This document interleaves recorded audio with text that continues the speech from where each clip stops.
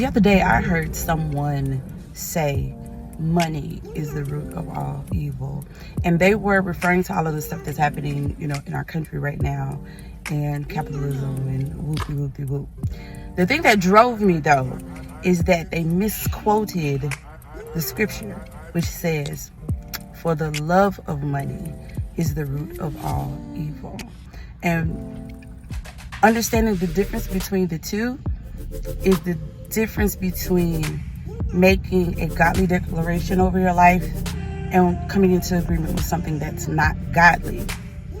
Saying that to say, if your knowledge of the Bible consists of what you're hearing other people say, even well-studied, renowned, effective ministers in the gospel, you're doing your walk wrong. It is up to you to study to show yourself approved, right?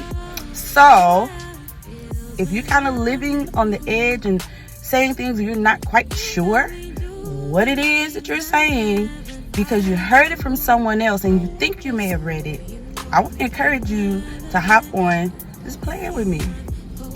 I am reading through the entire Bible again for the first time in a very long time, and it's so far been a wonderful experience.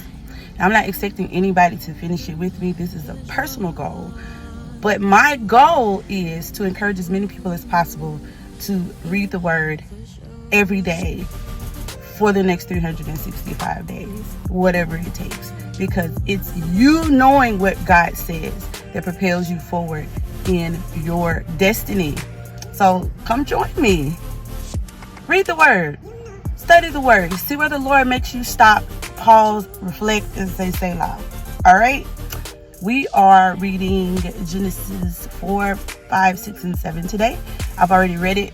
I'm going to be reading it over and over again just to see what the Lord would have me to reflect on today in those scriptures. I will talk to you later. Y'all have a blessed and wonderful day. And read your word. Read it for yourself. Bye.